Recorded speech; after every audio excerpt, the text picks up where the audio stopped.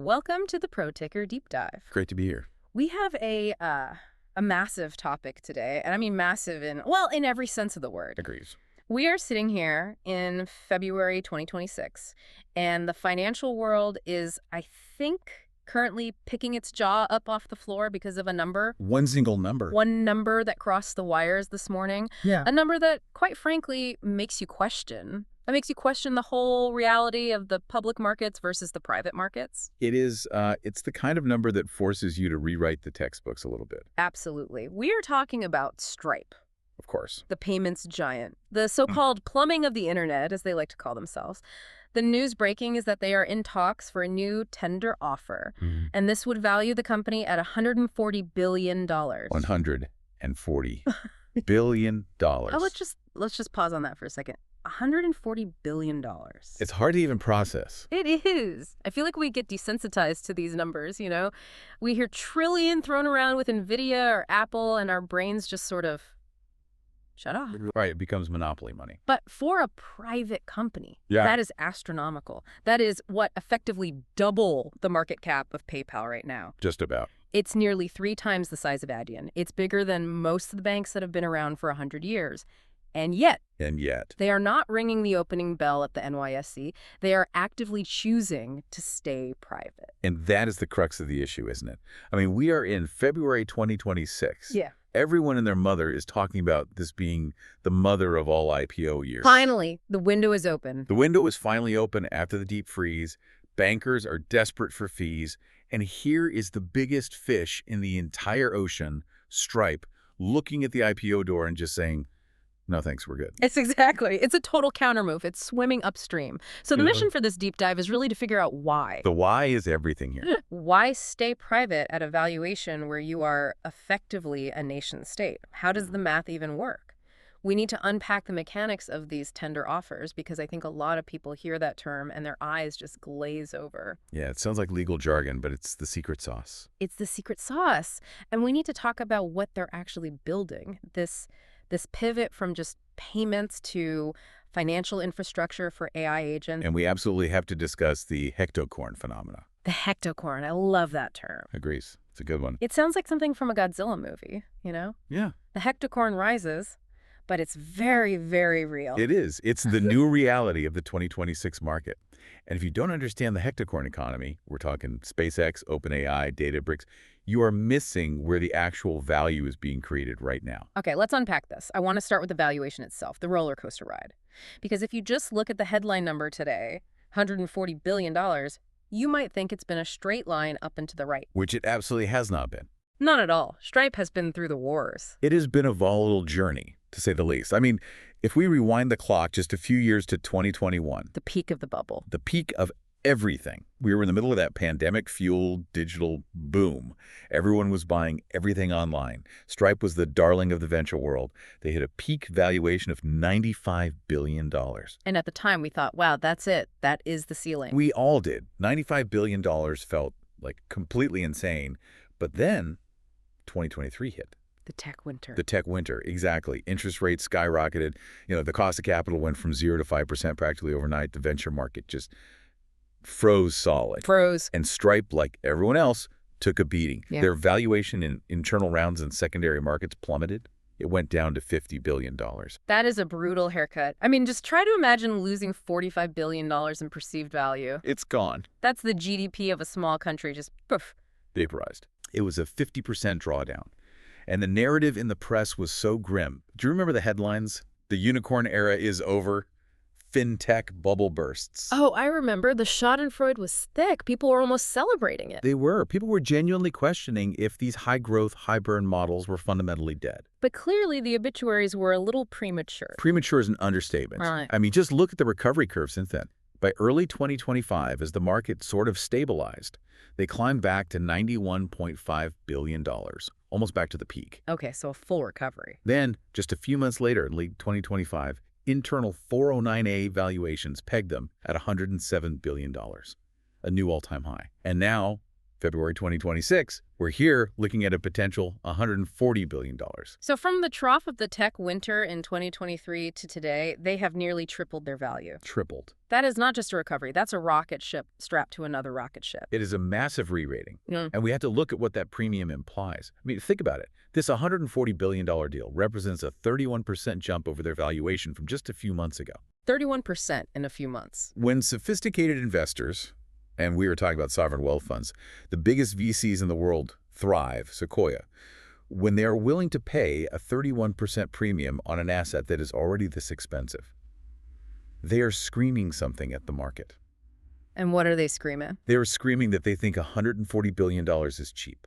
Wow. They are betting that the future growth, which is driven by things we'll get into like stablecoins and AI, is going to be exponential, not linear. They aren't paying for stability. They are paying for future dominance. It really is a bold bet. But as you mentioned, Stripe isn't the only one sitting at this very expensive table. None more. Let's talk about this hectacorn concept. It sounds ridiculous, but mechanically, it's creating a massive liquidity trap in the private market. It does sound a bit prehistoric, doesn't it?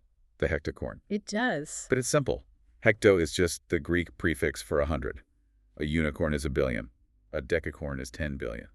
So a hectacorn is a private company worth over $100 billion. And in 2026, this is the most exclusive club on Earth. The absolute most. So who are the members? Well, you have Stripe now firmly in the mix at $140 billion. But the big gorilla, the one that dwarfs everyone, is obviously SpaceX. Right. Depending on which secondary sale or tender offer you look at, SpaceX is valued anywhere between $800 billion and $1.5 trillion. $1 trillion private company. Just think about that. Elon Musk effectively runs a private space program that is more valuable than almost every public tech company. It's a private NASA with a better balance sheet. And then you have OpenAI. The numbers there are just wild, ranging from $500 billion to $1 trillion, depending on the hype cycle of that particular week. It's all paper money, but it's a lot of paper. A lot of paper. Then there's Databricks, which is really well positioned as the Switzerland of AI. They're sitting around $160 billion. And of course, Anthropic is up there too, around $350 billion. So if you add all that up, I'm doing some quick math here, we are talking about trillions of dollars of value locked up in, what, 5 companies? If you aggregate the main hectacorns, it's a potential $3.6 trillion wave of liquidity. $3.6 trillion. That is the size of the entire GDP of the United Kingdom, just sitting there in private cap tables. Wow. If they all decided to go public in 2026, it would drain the liquidity out of the rest of the market. It would be a tsunami. And that brings us to the context of the market right now. We are seeing a thaw in IPOs, right? 2025 saw some companies finally go out, but a lot of them were kind of ugly. They were ugly. We saw a lot of down rounds. Explain that. What's a down round IPO? It's when a company that raised money at a crazy valuation in, say, 2021 finally has to face reality and list on the public market at a lower price. Yeah. And frankly, the stigma of the down round has vanished. Really? It used to be a sign of failure. It used to be humiliating. But in 2025, founders just threw up their hands and said, fine, we were overvalued. Let's just get the liquidity and move on. Right. Take the medicine, get the cash, and live to fight another day. Exactly. But Stripe is refusing the medicine because they don't need it. They aren't doing a down round. They're doing a massive up round without even selling new stock. Right. They are surging in value while staying private. They're basically telling the public market, you aren't ready for us yet. Or maybe we don't need you. And that is the part I want to drill into, because traditionally, the IPO is the goal. It's the finish line. It's the exit. You ring the bell, confetti falls, and your employees finally get to buy a house.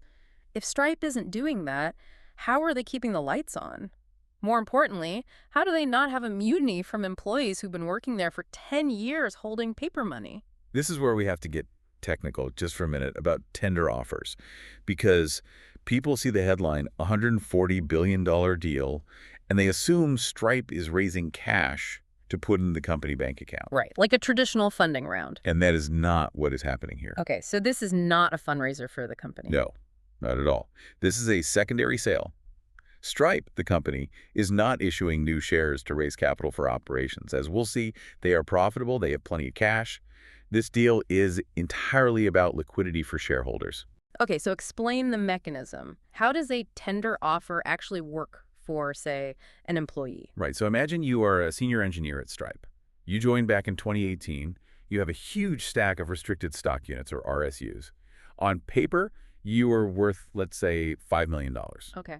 Nice problem to have. A very nice problem. But you can't spend it. You can't go to the grocery store and pay with a Stripe stock certificate. Yeah. In the old world, you had to wait for the IPO to sell those shares. Right, the golden handcuffs. Exactly. But Stripe has changed the model. They go out to the market, to these big institutional investors we mentioned, Thrive Capital, Sequoia, GIC, and they say, we are going to allow our current and former employees to sell X% of their vested shares at a price that implies a $140 billion valuation. So the investors give cash to the employees, and the employees give their shares to the investors.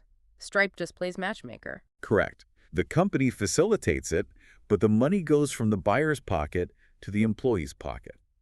And Stripe has been doing this roughly every 6 months recently. It turns that paper wealth into actual spendable cash in your bank account. That is huge for retention. I mean, if I know I have a liquidity event every 6 months, I'm not as desperate to quit and join Google just to cash out. Precisely. It solves the employee agitation problem. It lets people buy houses, pay for college, all of that. But it does something else too, which is just as important for the founders, Patrick and John Collison. It helps with cap table hygiene.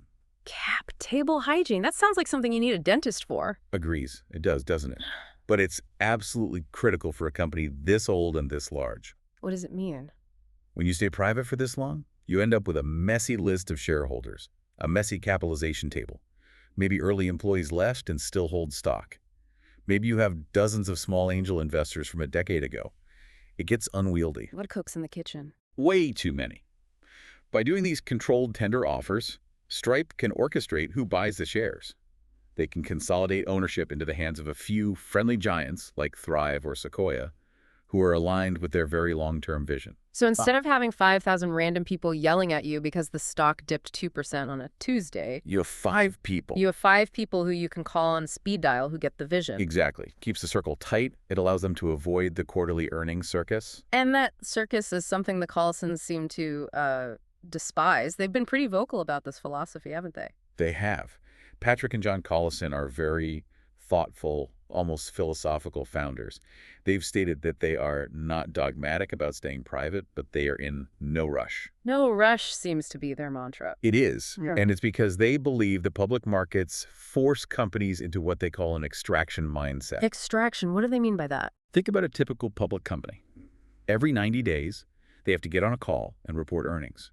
If they miss the Wall Street target by a single penny, the stock can tank 20%. The pressure is immense. It is. Mm. So management starts making decisions to optimize for the next 90 days, not the next 10 years. They cut R&D, they raise prices, they stop taking those big, ambitious moonshot risks, they start extracting value from the customer to give it to the shareholder in the short term. So it becomes a financial engineering game instead of a product engineering game. That's a perfect way to put it. The Collisons believe Stripe is still in the expand phase. They are building infrastructure for the next 50 years. They often compare themselves to companies like Cargill or Fidelity. Cargill is a great example. They are the biggest private company in America. They control a huge chunk of the global food supply chain.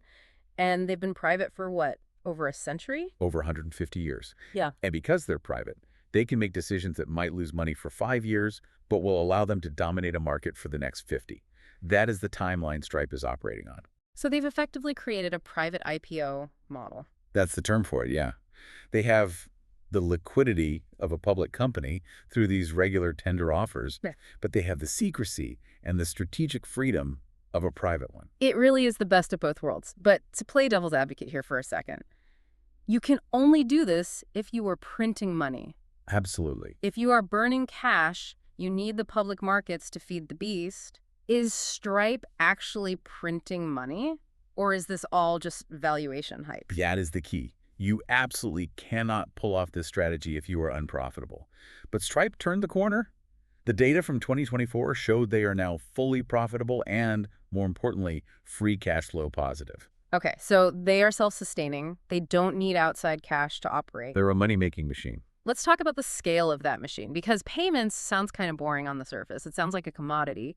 How big is this business, really? It is staggering. In 2024, they processed roughly $1.4 trillion in payment. 1.4 trillion. I'm trying to visualize that pile of cash. It's impossible. It is.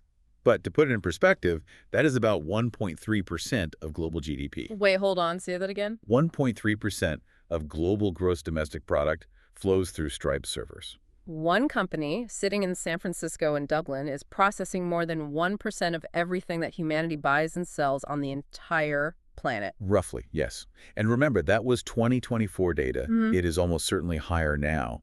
And it isn't just startups anymore. I think there's still a misconception that Stripe is just for the cool kids in Silicon Valley. Right, the two guys in a garage payment processor. That was true 10 years ago. Today, they're used by 50% of the Fortune 100. Half of the biggest companies in America.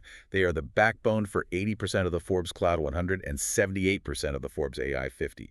They have moved way, way upstream. They're capturing the biggest enterprises in the world. So they have the volume, that's clear, but volume is one thing, margins are another. Payments is a race to the bottom, isn't it? Everyone wants to pay lower fees. How does Stripe justify a $140 billion valuation if they are just taking a tiny slice of a transaction? That is where the expand strategy comes in. They realized very early on that if they're just a dumb pipe for money, they will eventually get squeezed by a competitor. So they started building software and services on top of the payments. They call it financial infrastructure. Give me an example. What does that look like in practice? Okay, take Stripe Tax. Now, tax sounds incredibly boring. It is the most boring thing I can possibly imagine. Agrees. Eh? It is. But if you are running a global software as a service company, it is an absolute nightmare. You have to calculate VAT in Germany, GST in Australia, sales tax in Ohio.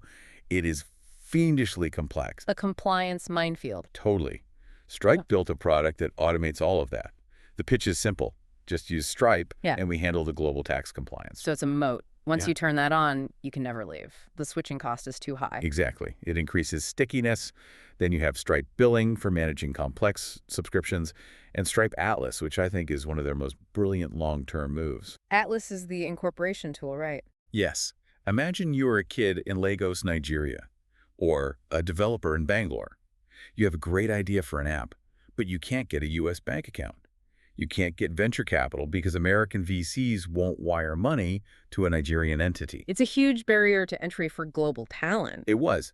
Stripe Atlas lets you incorporate a Delaware C Corp, get a U.S. tax ID, and open a U.S. bank account, all from your laptop for a few $100. So they capture the customer at day zero. Before they have even sold a single widget, they are a Stripe customer. Exactly. And if that kid in Lagos builds the next Amazon, Stripe rides that wave all the way up. It is a long-term bet on global entrepreneurship. It's genius. I love that. It's investing in the whole ecosystem. Mhm. But let's be honest, tax compliance and incorporation forms are not why these investors are paying a 30% premium. No. There has to be something sexier, something bigger, driving this $140 billion number. Mhm. What is the moonshot? You are absolutely right. The core business is fantastic, but the premium is about two specific massive bets on the future. The first one is stablecoins and crypto. Groans. Okay, here we go. Are we talking about buying monkey JPEGs again? Because I really thought we were past that. No. Forget the monkey JPEGs, forget the speculation, forget all the noise. This is about settlement rails. This is about the deep plumbing of how money moves around the world. Walk me through it. Why does a serious company like Stripe care about crypto? Okay, think about how money moves internationally today. If you are a business in New York and you need to pay a supplier in Vietnam $50,000, you use the SWIFT network. Right. It goes from my bank to a correspondent bank in New York, then to another correspondent bank in Singapore, then to the local bank in Vietnam. It's a whole chain. Exactly. And the whole process takes 3 days. You pay $40 in wire fees, and the exchange rate is terrible because every single bank along that chain takes a cut. It is slow, it is expensive, and it is totally opaque. Yeah. It is technology from the 1970s. It is like sending a fax with money attached to it. That's a perfect analogy. Oh. Stripe is betting that stablecoins, these are digital tokens pegged one-to-one with the US dollar, like USDC, Right. are the upgrade. In late 2024, Stripe acquired a company called Bridge for $1.1 billion. $1.1 billion, the big check, even for Stripe. What did Bridge do? Bridge was building the orchestration layer for stablecoins, the software to make it all work seamlessly. Stripe is using that tech to allow businesses to pay each other instantly, 2047, for a fraction of a cent, using crypto rails, but without the price volatility of something like Bitcoin. So the supplier in Vietnam gets the money in 5 seconds instead of 3 days. Yes. And for a global business, that improvement in cash flow velocity is a complete game changer. Stripe wants to bypass SWIFT entirely. They want to build a new global financial network on the blockchain. If they pull that off, they aren't just a payment processor, they are a central bank for the internet. Okay, that is a huge vision. If they can kill the international wire transfer, that alone justifies a lot of value. But you mentioned the second bet, something about AI. Yes. And this is the really sci-fi part. The concept is agentic commerce. Agentic commerce. I feel like I need a security clearance just to say that word. It sounds complex, but the idea is simple. It refers to AI agents. We are shifting from the chatbot era, where you ask ChatGPT a question and it gives you some text, back to the agent era, where the AI actually does things for you in the real world. So instead of asking, what is the best flight to London, I just say, book me the best flight to London. Exactly. Or find the best 5 software tools for my startup and subscribe to them. Right. But here's the problem. For an AI to book a flight or buy a software license or order your groceries, it needs a wallet. Right. It needs a secure way to pay. You are not going to give your personal credit card number to every random AI bot on the internet. God, no. That sounds like a security nightmare waiting to happen. It is. So Stripe is positioning itself to be the wallet for AI agents. They launched something called the Agentic Commerce Protocol. They have partnered deeply with OpenAI. The vision is that when an AI agent needs to buy something, it makes a secure call to the Stripe API. Stripe handles the authentication, the fraud check, and the payment itself. So they are building the toll booth for the entire AI economy. Anytime a bot buys something, Stripe gets a cut. That is the perfect metaphor. In 2024 alone, over 700 new AI agent startups launched and built their businesses on Stripe. They are capturing this market before it even really exists in the mainstream. If you believe that in 10 years, 50% of internet commerce will be conducted by bots, not humans, then Stripe is arguably the most valuable company in the world. Okay, I see the bull case. I see the vision. It's compelling. But let me stop you there and pour some cold water on this. Thank you. $140 billion. That is a massive, massive number. Are we getting ahead of ourselves? Is Stripe really worth double PayPal? PayPal has 400 million active users. They have been around for decades. Is this valuation just VC exuberance all over again, like 2021? It is a valid challenge. The valuation is rich. There is absolutely no denying that. If you look at the multiples, investors are likely paying 30 or maybe even 40 times revenue for Stripe. 40 times revenue. Adyen, which is a very comparable, very high-quality public company, trades at a high multiple, but not that high. And we are in a high interest rate environment. In 2021, money was free, so paying a crazy multiple kind of made sense. In 2026, you can get 5% on a government bond, risk-free. Why take the risk on a 40x revenue multiple? That is the core of the bear case. If growth slows, if that AI agent future takes 5 years longer to arrive than expected, or if stablecoins get regulated into oblivion by central banks, then that valuation could collapse. We could see another $50 billion tech winter scenario for them. And what about this liquidity fatigue idea? We talked about tender offers, keeping employees happy, but surely at some point people want the real thing. They want truly liquid public stock. Absolutely. A tender offer is great, but it's controlled liquidity. You can only sell when the company says you can sell. And you can usually only sell a small portion of your holdings, maybe 10% or 20%. Want your whole stake? No. Eventually, senior executives who have tens of billions of dollars in stock want the freedom to sell whenever they want. They want to diversify their personal wealth. There's a real risk that if Stripe waits too long, they start losing their best people to public companies or to new startups where the upside is fresher. And there has to be a limit to how many investors can even write a check for a company this size. The air gets pretty thin up there. That is the valuation ceiling risk. Huh. At $140 billion, who buys you? Who leads the next round? The pool of investors with deep enough pockets, sovereign wealth funds, huge VC firms like Thrive and Sequoia, it shrinks dramatically. And an acquisition is impossible. An acquisition is completely off the table. Who would buy them? Apple? Maybe. But antitrust regulators in the US and Europe would never, ever allow it. Oh, the regulators would have a field day with that one. Exactly. So an acquisition is not a viable exit. The only real exit is an IPO. But to IPO a $140 billion company, you need massive public market demand. If the market turns south, Stripe could be too big to sail. They could be stuck in private market purgatory. And speaking of regulators, being private doesn't make you invisible. Not at this scale. No, not at all. Stripe is now, whether they like it or not, a systemically important financial institution. Is CFI. Yes. They're processing 1.3% of global GDP. The Department of Justice, the European Union, banking regulators all over the world, They're all watching Stripe's every move. So they have the regulatory burden of a public company without the benefits. In many ways, yes. Stripe has to invest billions of dollars in compliance, anti-money laundering, AML checks, and fraud prevention. That eats directly into margins. Being private shields you from quarterly earnings calls, but it definitely does not shield you from a subpoena. That is a very sobering reality. Okay, let's zoom out to the broader market in 2026. We mentioned this is supposed to be the mother of all IPO years. How does Stripe's refusal to join the party affect everyone else? It creates very interesting bellwether effect. All eyes are now on the other big private players. We're watching Databricks very closely. If Databricks decides to go public in early 2026 and the stock pops 50% on day one, The pressure on Stripe becomes immense. immense. Their own investors will be calling the Collisons and saying, "We are leaving money on the table. Look at the party we're missing." We want in. Exactly. But the real wild card in all of this is SpaceX. The Mars Colony Company? If SpaceX decides to finally go public in late 2026, and the rumors are getting louder, it changes everything.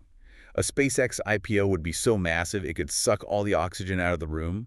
It could drain all the available institutional capital from the market for months. Or it could create such a frenzy for hectocorns that it forces Stripe's hand. It feels like this high-stakes game of chicken between Elon Musk, Sam Altman, and the Collison brothers. It absolutely is. These are the new titans of our era. And unfortunately, the average retail investor, the person listening to this right now, is sitting at the kids' table, not allowed to play. Yeah, let's talk about the little guy for a minute. I use Stripe every day. I probably interact with its code 10 times a day without even knowing it. If I believe in the company and I want to buy stock, can I? The short answer is no. Unless you are an accredited investor with millions in assets and you have access to specialized secondary market brokers, you are completely locked out. That feels, I don't know, fundamentally broken. We hear all this talk about the democratization of finance, but the biggest wealth creation event of the decade is happening behind a velvet rope that most of us can't get past. It is a major structural shift in the markets. In the 90s, a company like Amazon went public when it was worth, what, $400 million? Tiny by today's standard. Right. So ordinary people got to ride that wave from $400 million to $2 trillion. My grandma bought Amazon stock in 1998. It changed her life. Exactly. But today, a company like Stripe has gone from zero to $140 billion entirely in private hands. By the time they finally go public, if they ever do, the explosive 100x gains have already been captured by venture capitalists and insiders. So the public market investors will get the slow, steady utility growth, but the real explosive growth phase is over. The VCs eat the steak, and the public gets the bones. That is a cynical way to put it, but historically it is becoming more and more accurate. Can you get any exposure at all? Well, there are some specialized funds like the Destiny Tech 100 that try to buy up private shares, so you could buy that fund. Or some people buy stock in Shopify because they partner closely with Stripe. But it's not the same thing. The correlation is weak. If you want pure, direct Stripe exposure, you are out of luck. So what does this all mean? If we step back and look at the big picture, what is the real takeaway from this $140 billion news? I think it proves that for the top 0.1% of companies, the elite of the elite, the rules of the game have fundamentally changed. They have broken the old model. How so? Stripe has decoupled itself from Wall Street. They've proven that you can build a global financial empire, generate billions of dollars in profit, and reward your employees handsomely, all without ever ringing the opening bell. It's a declaration of independence from the public markets. It is. And the valuation itself, the $140 billion number, is really a concentrated bet on three specific things: the continued growth of the internet economy, the replacement of old banking rails with stablecoins, and the rise of the AI agent economy. It's a bet on the future of how value moves. Precisely. If you believe in those three macro trends, then you could make the case that Stripe is the single most important company in the world to watch. Well, we are going to leave you with a final provocative thought to mull over. We have been asking the same question for 5 years now. When will Stripe go public? But after today, maybe that's the wrong question entirely. Right. If Stripe can stay private at $140 billion, print cash, and keep its employees happy with these regular tender offers, will they ever go public? Is there a need? Maybe not. Or are we witnessing the birth of a new corporate species, the permanent private megacap? A company that functions like a nation-state, completely outside the traditional system we've known for the last century. A permanent private megacap. That is a wild concept, but if anyone can pull it off, it's probably the Collison brothers. I certainly wouldn't bet against them. Keep watching the ticker, even if it isn't public yet. Thanks for joining us on the Pro Ticker Deep Dive. We will catch you on the next one.